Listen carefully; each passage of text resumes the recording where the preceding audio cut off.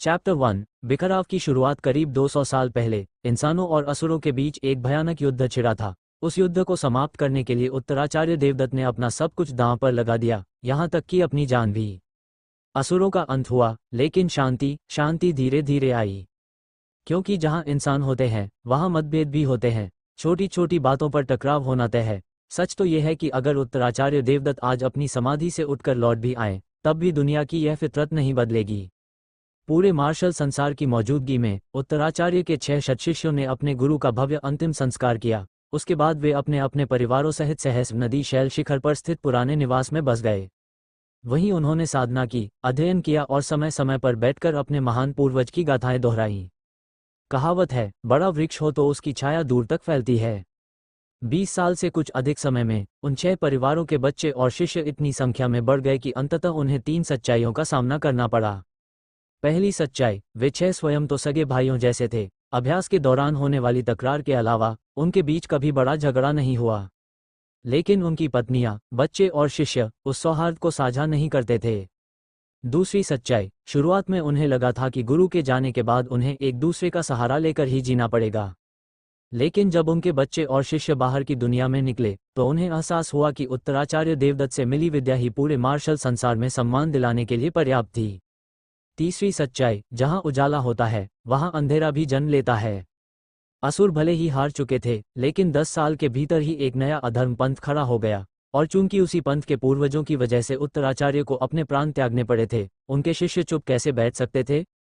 अंततः फैसला हुआ, वे अलग अलग क्षेत्रों में अपने अपने संप्रदाय स्थापित करेंगे ताकि अधर्म पर नजर रखी जा सके। संक्षेप में कहें तो बिछड़ना अपरिहार्य था। इस लगभग 200 साल पुराने पारिवारिक इतिहास को रटते हुए 5 साल का केशव कायस्थ अचानक बड़बड़ाया। आखिर बात तो बस इतनी सी है ना, सब अलग हो गए। इतनी घुमा फिराकर कहानी लिखने की क्या जरूरत थी, जैसे उस शिखर पर कभी कोई झगड़ा ही नहीं हुआ हो।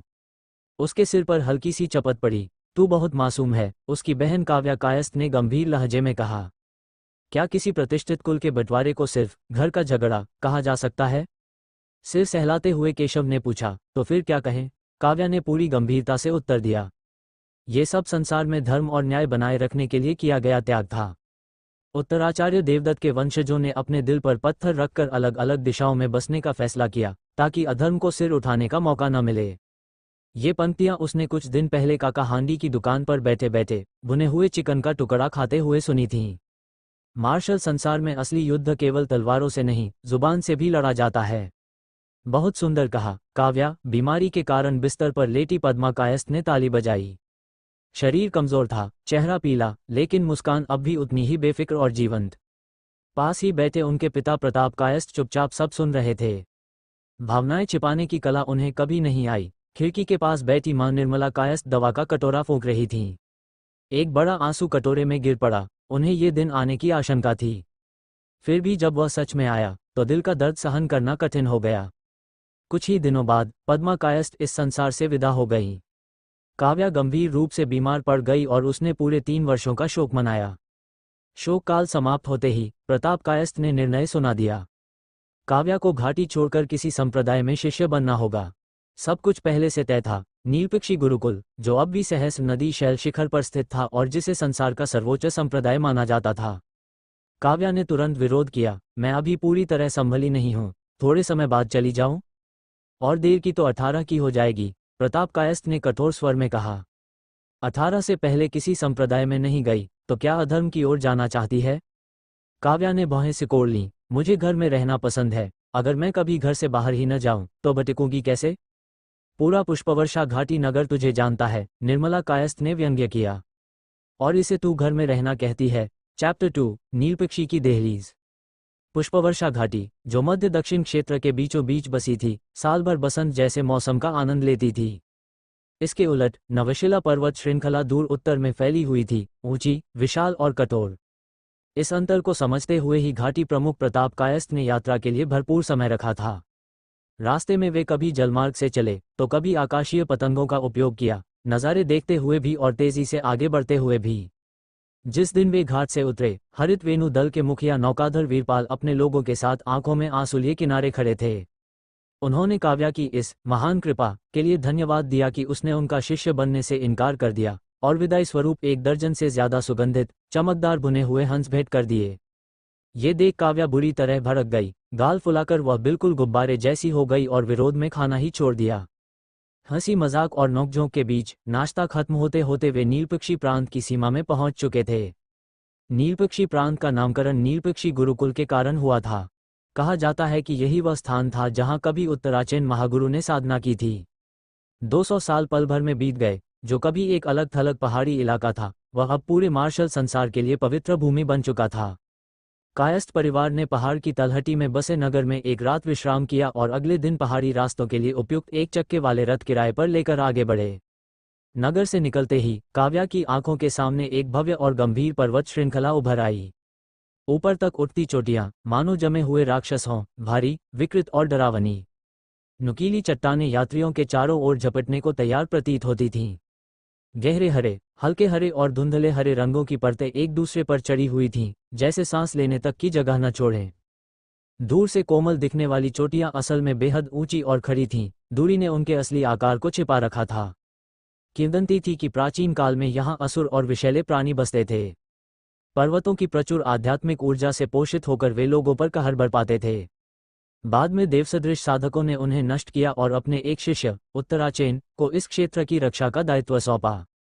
समय बदला, संसार बदला, आध्यात्मिक ऊर्जा घटती गई, साधक आना बंद हो गए और वही युवा रक्षक उत्तराचेन आगे चलकर उत्तराचेन महागुरु कहलाए, एक ऐसा नाम जिसे पूरा मार्शल संसार पूजता था। बचपन में काव्या ने एक बार अपनी बुआ पद्मा कायस्थ से पूछा था, बुआ, क्या महागुरु सच में देवसाधकों के शिष्य थे? पद्मा मुस्कुराईं। सैकड़ों साल पुरानी बातों की सच्चाई कौन जानता है, लेकिन हम उनके वंशज हैं, इसलिए उनका सम्मान करना हमारा धर्म है। बताओ, जाओ जाओ, तुम चाहती हो ये सच हो या झूठ? काव्या ने अपने गोल मटोल गालों को हथेलियों में थामते हुए गंभीरता से कहा, मैं चाहती हूं ये झूठ हो। पद्मा चौंक गईं। क्यों? काव्या ने किसी समझदार वयस्क की तरह आह भरी। अगर ये सच हुआ तो बाकी सारे देवसाधक स्वर्ग चले गए और महागुरु को अकेला इस दुनिया में छोड़ दिया। कितना दुखद होगा। उसके बाद की बातें काव्या को ठीक से याद नहीं। उसे बस याद था नर्म धूप, बुआ की गोद, बालों पर फिरता हुआ स्नेहिल हाथ और वह धीमी सी आवाज, इतना कोमल हृदय लेकर जाओ जाओ, तुम्हें कभी जंगली संसार में भटकना नहीं चाहिए। काव्या को भी कभी ऐसा इरादा नहीं था।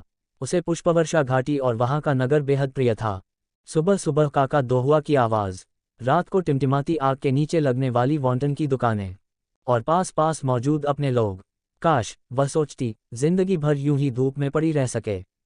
जब वे आखिरकार शिखर पर पहुंचे तो काव्या ने देखा कि चोटी असल में एक विशाल समतल मैदान थी, मानो पहाड़ का सिर काट दिया गया हो। दूर मुख्य शिखर अब भी धुंध में छिपा था। मैदान पर चौकियां और प्रैरी स्थल बने थे। वहां तैनात लगभग 1 दर्जन शिष्यों ने कायस्थ परिवार को देखते ही अभिवादन किया। 30-32 साल का गोल चेहरे वाला एक व्यक्ति आगे बढ़ा और प्रताप व निर्मला कायस्थ को झुककर प्रणाम किया। काव्या और केशव ने भी हाथ जोड़ दिए। निर्मला ने हंसते हुए कहा, दालू, आज फिर यहाँ पहरा, क्या कोई गलती कर बैठे हो? जैन दालू जोर से हंसा, आज सुबह मैंने गणना की थी कि पूरा पुष्पवर्षा घाटी परिवार आज पहुंचेगा, बस इसलिए इंतजार कर रहा था। प्रताप ने सिर हिलाया, बचपन में कितने सीधे थे तुम, अब बातें बनानी भी सीख लीं। निर्मला ने चुटकी ली, सोच रहे होगे ये प्रताप कायस्थ खुद को क्या समझता है, हम तो साथ मिट्टी फेंका करते थे। दालू हाथ हिलाते हुए बोला, नहीं नहीं, ऐसा सोचने की हिम्मत भी नहीं। इसी बीच काव्या और केशव फुसफुसाए, दीदी, नीलपक्षी गुरुकुल कहाँ है? यहीं, आगे क्यों नहीं बढ़ रहे? अरे बुद्धू, और कहाँ जाएगा, सामने ही तो खत्म हो रहा है मैदान।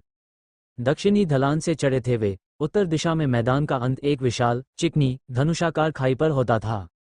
नीचे अथाह गहराई, सामने धुंध में डूबी पहाड़ियां। तभी जैन दालू ने हाथ उठाया।